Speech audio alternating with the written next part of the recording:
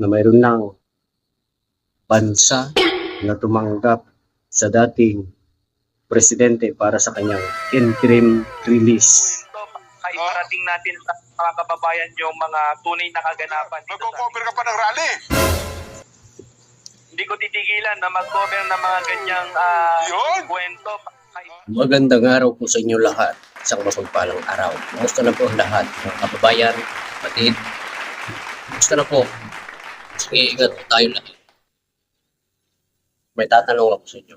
Ano ang resulta ng ginawa nilang rally? Ito kung nagdaang linggo lang, September 21, sa iba't ibang dako sa Metro Manila. Hindi lang sa Metro Manila, maging dito sa Visayas, sa Tacloban, at parang meron din sa Cebu yata. Para sa akin, walang magandang resulta. Lalo-lalo na yung ginawang rally doon sa Metro Manila na nagdulot lamang ng tension. Nagkaroon ng iba't ibang kaguluhan.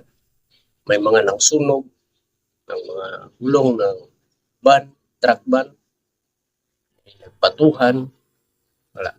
Mayroon pang mga reporter na damay, nasugatan, pati nga yung isang reporter sa Net25. Ito po, panoorin po natin. Nasugatan din siya. Ay, teka lang, ikaw muna, kamusta naman yung tama mo? Nabato ka kahapon eh. Tama dyan na Nelson, ngayon, maayos ng ating pakiramdam. Kaninang umaga ay chinek din natin kung baka meron tayong galos sa iba pang parte ng katawan. Pero fortunately, and ayan po, maayos po ang ating kalagayan. Karanasan po yung nangyari sa ating kahapon. Ako parang, isang buwan pa lang ata reporter natin sa TJ, napasubo. Matagal na rin ba ito? Sa'yo, 10 taon na yan. Nagsimula po June. 10 taon ka na bang reporter ng Net25, TJ? Mga 3 buwan pa lamang.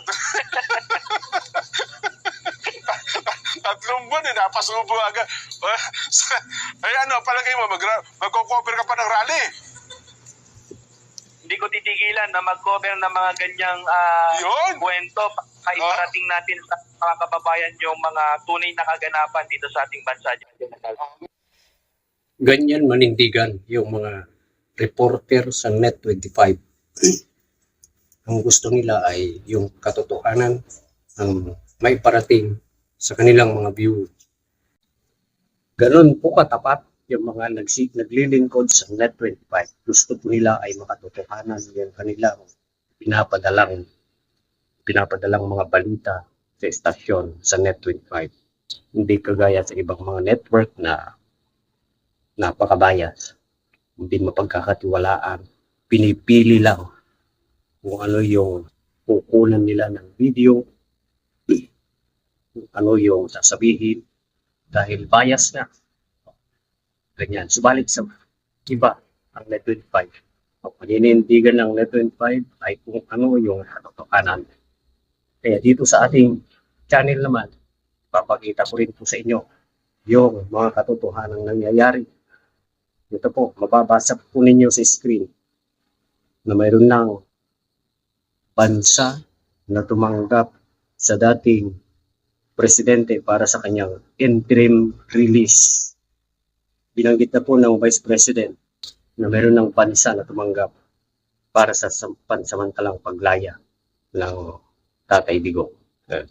Hindi na siya mananatili sa dahig, sa ICC, sa kulungan ng ICC, kundi doon na sa ibang bansa. Ayaw po nila sa Pilipinas, hindi natin alam kung ano yung dahilan, kung bakit ayaw nila sa Pilipinas. Sa kanila na yun, private, tawag ito, private, hindi ko alam kung ano yung bigkas doon. Basta sa kanila na yon kung bakit ayaw nila sa Pilipinas. Mababasa po ninyo sa screen. Ayan. Yeah. May bansa nang tumanggap para sa pansamantalang paglaya ng ating ng ating dating presidente, Tatay Digong. O, di ba? Masaya na. Masaya na ang mga supporter, masaya na ang pamilyang Duterte.